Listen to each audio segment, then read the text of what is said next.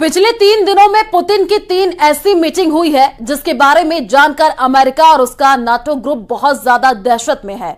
Putin ने सीधे सीधे परमाणु खतरे की तरफ आगाह कर दिया है। यूक्रेन के बहाने पुतिन क्या करने जा रहे हैं, इसके बारे में कुछ चौंकाने वाली बातें पता चली हैं जो आपको भी हैरान कर देंगी। देखिए रिपोर्ट।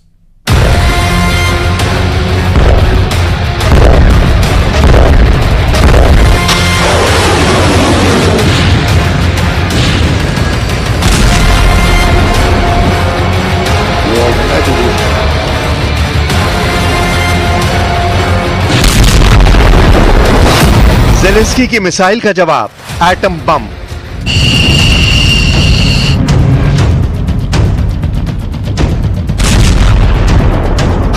पुतिन के वॉर ट्रैप में फंसा सुपर पावर।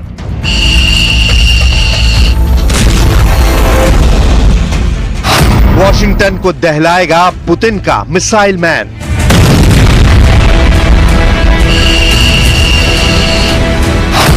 यूरोप में अमेरिका से छल, नेटो की जमीन खिसकी।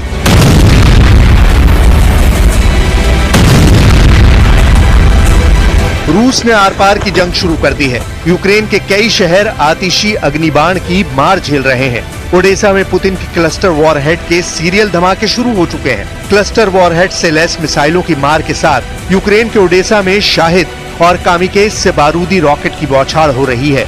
रूस ने यूक्रेन के ज़ापोरिजिया को KH-59 गाइडेड मिसाइल से दहलाया है। ज़ापोरिजिया और ओडेसा में बरस रहा बारूद रूस के क्राइमिया से शुरू हुए हमले के आगे कुछ भी नहीं।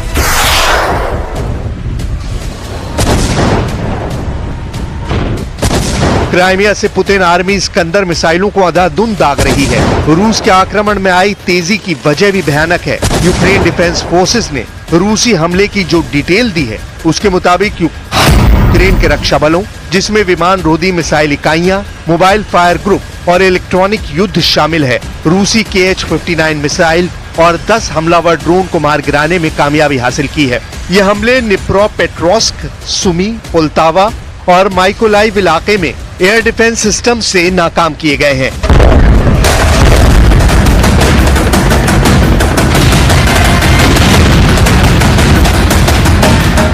14 सितंबर की शाम से रूस के हमले में तूफानी तेजी आई है। इन हमलों में यूक्रेन ने दावा किया है कि रूस ने प्रतिबंधित हथियारों का इस्तेमाल कर आम नागरिकों की जान ली है। ओडेसा में रूसी अटैक में एक नवविवाहित जोड़े की मौत की जानकारी भी यूक्रेन ने दी है। रूस के मिसाइल हमले में ओडेसा की बहुमंजिला इमारतों में बने दफ्तर तबाह हुए हैं। Odesa military chief Oleg Kiper ने दावा किया है कि रूस ने ओडेसा के बाहरी इलाकों में ऐसी मिसाइलें दागी हैं जिनमें क्लस्टर वॉरहेड का इस्तेमाल हुआ है। क्लस्टर वॉरहेड ऐसा हथियार है जिसके एक वार से कई धमाके किए जाते हैं। असल में क्लस्टर बम लॉन्च होने के बाद धमाके से पहले कई छोटे बमों में बदलकर तबाही मचाता है। रूस युद्ध में पश्चिमी देशों के हथियारों के इस्तेमाल से भड़का हुआ है। यूक्रेन की मदद कर रहे अमेरिका और पश्चिमी देशों को क्लियर मैसेज देने के लिए पुतिन ने हमले की धार तेज कर दी है। हालांकि इसके बावजूद भी यूक्रेन को हथियारों की सप्लाई जारी है।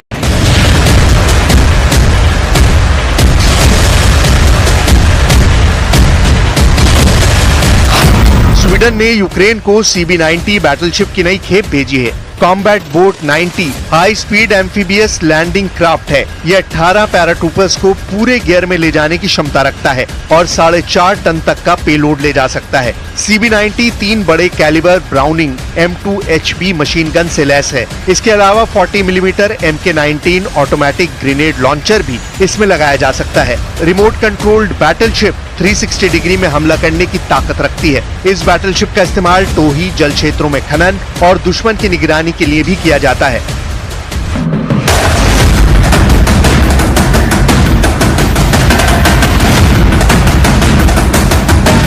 काला सागर में ये बैटलशिप रूसी नेवी हमले का मुकाबला करेगी। यूक्रेन को मिल रहे घातक हथियारों ने रूस की टेंशन बढ़ा रखी है, जिसे रोकने के लिए प्रेसिडेंट पुतिन ने बहुत भयानक वार्निंग भी दी है।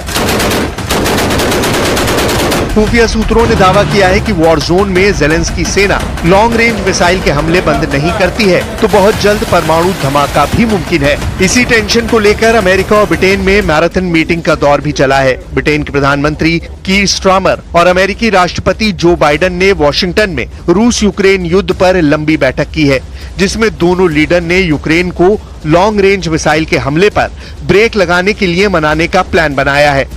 बाइडेन स्टारमर मीटिंग में यूक्रेन को लंबी दूरी की अमेरिकी ATACMS और ब्रिटिश स्टॉर्म शैडो मिसाइलों के इस्तेमाल की मंजूरी देने पर गहन चर्चा हुई है। मीटिंग के बीच प्रेसिडेंट बाइडेन ने युद्ध में रूस की हार की भविष्यवाणी भी कर दी, क्योंकि यूक्रेन लंबे समय से अमेरिका और ब्रिटेन से लंबी दूरी तक हमला करने वाले हथियारों का इस्तेमाल करने की इजाजत मांग रहा है। यूक्रेन को लंबी दूरी की मिसाइलें इस्तेमाल की इजाजत भी दी गई है, लेकिन सिर्फ दुश्मनों के खिलाफ अपनी ही सीमा के भीतर। बाइडेन मानते हैं कि लॉन्ग रेंज मिसाइल वॉर में गेम चेंजर साबित हो सकती है। You say to Vladimir Putin's threat of war, Mr. President? I don't think much about Vladimir Putin. The United States is committed to standing with you to help Ukraine as it defends against Russia's onslaught and aggression. Clear that Putin will not make it clear Putin will not prevail in this war, and the people of Ukraine will prevail. हालांकि super power America को अंदाजा नहीं कि उसके हथियारों के जवाब में जो होगा वो पूरी दुनिया के लिए मुसीबत से कम नहीं। पुतिन पहले ही साफ कर चुके हैं कि अगर यूक्रेन ने लॉन्ग रेंज मिसाइल से हमले किए तो तय माना जाएगा कि हमला पश्चिमी देशों और अमेरिका ने किया है। इस हमले के जवाब में रूस न्यूक्लियर धमाके करने से नहीं रुकेगा।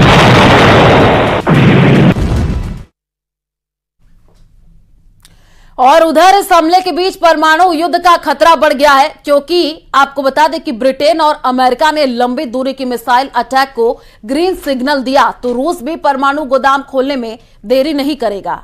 देखिए रिपोर्ट।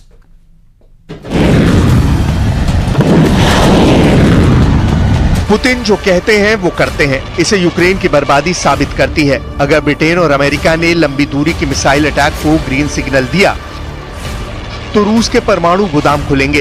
रूस के एटम बमों की पावर पूरे यूरोप को बर्बाद कर सकती है। प्रेसिडेंट पुतिन न्यूक्लियर धमाके की धमकी इसलिए भी दे रहे हैं क्योंकि सोवियत संघ के पतन के बाद से रूस ने कभी एटम बमों का टेस्ट नहीं किया है। प्रेसिडेंट पुतिन अमेरिका और नेटो से सीधे टकराने का पूरा मन बना चुके हैं। इसे हाल में की जा रही रूस की गुटबाजी से भी समझा जा सकता है। रूस ने महायुद्ध के लिए अपना खेमा बेहद मजबूत बना लिया है। प्योंगयांग से आई ये तस्वीर देखिए।